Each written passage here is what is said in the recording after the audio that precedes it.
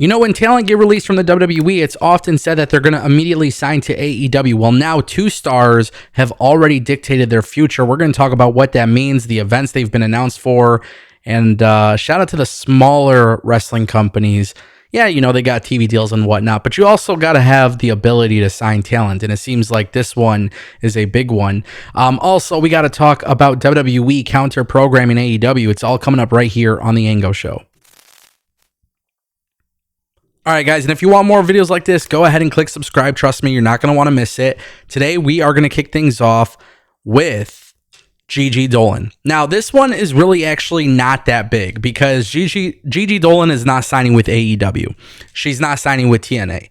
As of right now, it doesn't look like she'll be signing with any company, but there was a big announcement regarding her future, and I thought we should talk about it. Wrestling Revolver has been killing it on the indie scene. And of course, they have an event called Cage of Horrors, which is taking place Saturday, June 14th at the Horizon Event Center in Iowa. And basically, it's live on Triller. PW Revolver is coming through, and Priscilla Kelly will officially make her debut. Now, Priscilla Kelly is known as Gigi Dolin in the WWE, and she's immediately going back to the indie scene. Now, this is relatively big for a couple reasons, because technically speaking, she could be with Pro Wrestling Revolver, and she can do that and technically sign to AEW. However, the fact that she hasn't appeared in AEW, because she can't under a non-compete clause, she can't also be announced for AEW. But Pro Wrestling Revolver is a little bit different, right? So in this particular situation, I'm actually really excited. I think Gigi Dolin's really talented. I think her going back to Priscilla Kelly, which is how, you know, she came up in the wrestling scene on the indies. She did a lot of crazy stuff. She pulled off a lot of crazy stunts and a lot of things that got people talking, and she was able to remain relevant and successful without absolutely needing a television deal. And of course, not every wrestler is like that. Not every person has the hustle or the drive to survive in the indies.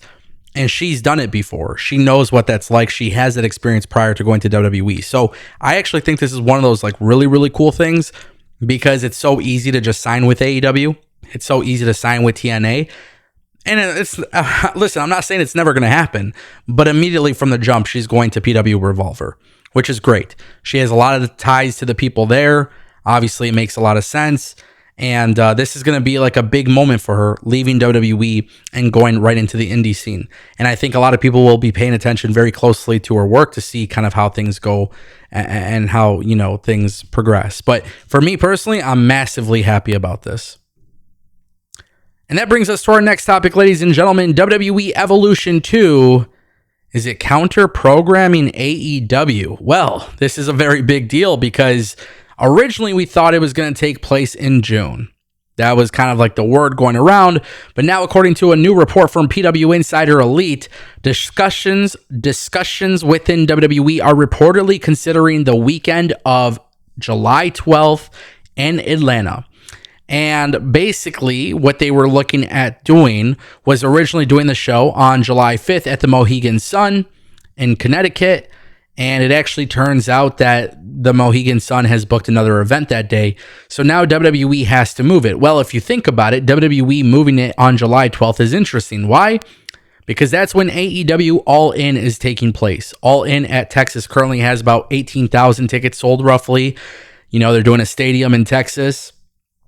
We'll see how AEW, goes about that. But WWE bringing Evolution 2 to counter-program AEW would be massive. And the reason for that is because, of course, there's going to be wrestling fans who are really salty about this. There's going to be a plethora of fans who are not really in agreement with this particular move. But I do believe with all my heart, that's what makes wrestling fun. You know, we could sit here and pick sides and we could do the whole tribalism thing, but deep down inside, the best part about this is that if you love AEW, you will go out of your way to watch AEW that day. And if you love WWE and you love the possibilities of an all-women's pay-per-view that we haven't seen in years, you're going to go out of your way and watch WWE. And listen, we could sit here and talk about WWE acknowledging AEW as competition or not. I don't think any of that stuff is actually relevant. I actually think WWE is smart to do this just as much as I think AEW would be smart to counter program WWE. If you could take attention away from somebody else to put attention on yourself, what business wouldn't do that, you know? And at the end of the day, Texas is not that close to Georgia. Like, it's not like people are going to be in a situation where, you know, like, listen, people that are going to fly to Texas are going to do it for tourism. I don't expect much tourism going to Evolution 2, but I do expect a lot of tourism to go to Texas to watch All In. So I don't think this is going to prevent people from flying to Georgia instead, if that makes sense. I welcome it. I like competition. I think competition makes everybody better. If I was Tony Khan, I would embrace this. That would make me feel like, hey, listen, WWE wants to do an all-women's pay-per-view. We're going to have the main event be Mercedes and Toni Storm. Like, do the things that make competition fun. And I think Tony Khan will probably do that. And I actually welcome this. I think this is a good thing. I think a lot of people are going to complain because that's how tribalism works. But at the end of the day, I think if WWE 100% announces this, I don't really think it's that big of a deal. And that brings us to our final topic, ladies and gentlemen. AEW is not signing this individual, but somebody is, and we got to talk about it. Ladies and gentlemen, let's just get this right off the rip. Shotzi Blackheart has been revealed for Major League Wrestling. Now, for those who don't know, MLW is a wrestling company. They have a TV deal. They got their own thing going. They're obviously not on the big scale of AEW, but they're a smaller company. And MLW brought in Matt Riddle. They brought in Dijak, and both of those guys are doing great things. But now we know that Shotzi is coming to MLW. They had an event.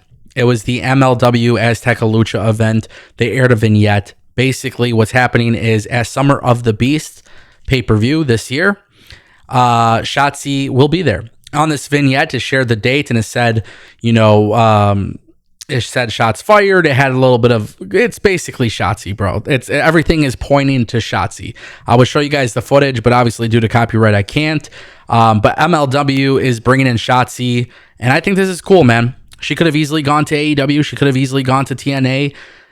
She didn't have to do that. I think MLW is a company that they do cool stuff, man. They got some great workers in their company. They got some cool ass names in that company.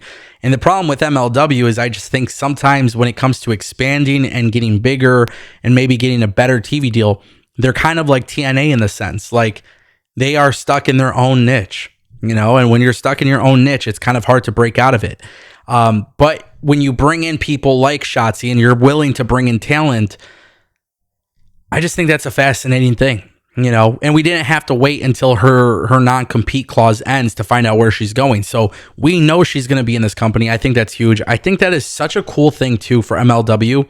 The fact that like Matt Riddle and Dijak, we didn't see them show up in TNA. We didn't see them show up in AEW. And this is another talent where they're actually able to get somebody else. I think that's cool, man. Some of these smaller companies, I can't even watch every single show, right? It's just not possible with my kind of workload. But it does make me happy to see that these smaller companies are able to do things of that nature. And that is the one thing that I like to see. It's a healthy wrestling industry. And the healthier the wrestling industry is, the better it is. Because if AEW signs other talent from WWE, that's going to happen, right? But what about these other companies? Do they have a chance? They may not have the highest chance like WWE and AEW, but the fact is we could still see them have a chance, and that's huge. Ladies and gentlemen, that is the Ango Show. I'll see you guys next time.